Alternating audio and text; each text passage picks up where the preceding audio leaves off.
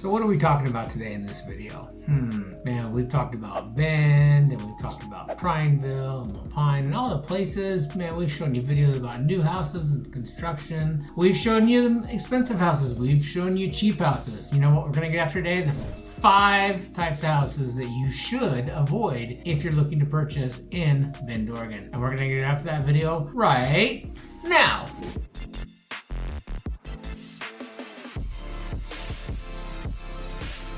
All right, first on the list, overpriced houses in trendy areas. Places like River West, places like Northwest Crossing, places like Strata. You know, like we got a ton of these high-end west side subdivisions. We also have resort places like Pronghorn and Brasada. You know, they may be good for you and that might be exactly what you're looking for, but a lot of times these places do come with a high price tag, and we'd absolutely encourage you to look into what it's going to become, especially if it's brand new construction, where it's going to be. I mean, we've sold places in all those places, but a lot of people get in over their head before they know exactly what they want. That's number 1 on our list on things to stay away from: overpriced homes in trending areas. Let's look at number 2. Man, my home inspector, he is super keen on this. Homes with poor insulation, older windows, or bad attic. Why does that matter? Well, because it gets hot in the summer and it gets cold in the winter. As you may or may not know, homes listed in Bend have to have a home energy score. Most people ignore those, but they do give you a good telltale of what you're going to spend on your house. And things like poor attic ventilation can lead to mold. Nobody wants mold in their attic, right? Poor windows, drafts, cold, water coming into your house, just the things that you simply don't want. And insulation, right? Is it older house? Does it have asbestos insulation? Well, you know, it covers all of those kind of things. An absolutely amazing home inspector, which we have one we can refer you to. So that's number 2 on our list. Number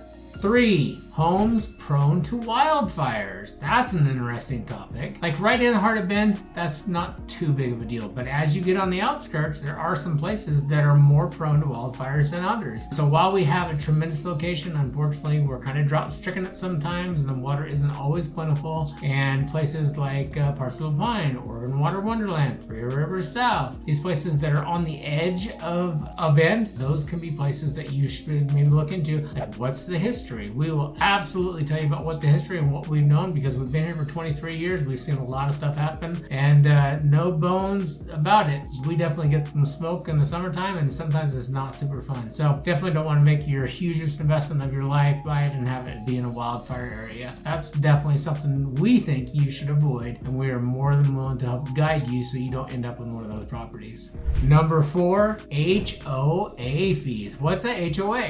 That's a homeowners association. Why should you be wary of a homeowners association? I'll tell you a story. We shopped for a house last year with some folks that wanted to do an in-home daycare, and there's specific rules behind in-home daycare, and I really had to dig in and find the house. We searched for months to finally find a house that not only didn't have an HOA that would restrict this, but also the CC&Rs wouldn't restrict it too. So as you may or may not know, there's usually 2 restrictions on some of these properties. CC&Rs, which establish when the home is built and they go with the property, as well as HOAs, which are typically managed by a board. So what you can do in those areas is sometimes drastically controlled by what the HOA says. They may have an architectural review board. They may have, you know, certain things you can do in there. Maybe you can't park on the street. Maybe you can't have an RV. Those are definitely things that you want to look into before buying a house in Bend, Oregon, or anywhere in that matter. And Thayer and I are experts at navigating those. And if we can't figure it out, we definitely have people that we've done business with before that can help us answer all the questions. So, you know, that's definitely a one to look at. Oh, HOAs also add to your monthly payment. A lot of people don't consider that. Oh, this payment's only $2,500. You tack a $500 HOA on there, and now you're at $3,000. So HOAs are a big topic of conversation for a lot of folks, and definitely something you want to maybe avoid, maybe not avoid, but you definitely want to look into them. Oh, hey, my name is Joshua Grossman. I'm the leader of the Lifestyle and Bend team at eXp Realty. We get calls, texts, emails, and Zoom requests every day from people like you, and you looking to make their move to Bend, Oregon. We absolutely love it. So we've done something really cool for you. We've put in the comments below 3 individual guides. 1 relocation guide. You know, a lot of people are moving here. We wanted to give you a guide that's chock full of the best businesses and places to do and eateries and just general vibe of Bend. So that's number 1 guide that's available. Number 2, buyer's guide. Tells you all about what you should know when you're buying a house, right? Like, What's escrow? How do I pay my agent? Does my agent need pay? Those kind of things. Those are all lined out in our buyer's guide. And then number 3 in our buyer's guide is a seller's guide. Are you looking to sell a house and move here? Well, this guide works absolutely anywhere, but it also works here in Bend, Oregon too. So if you're looking to sell your house here, maybe you want to upsize or downsize, we see a lot of people doing both. And that guide is right here. Reach out. We can give you free home evaluations. We have a ton of information below, but right in the comments below, 3 guides that will help you make your move to Bend as smooth as possible. Let's jump back in this video of the things you should avoid when you're looking for a house in Bend, Oregon.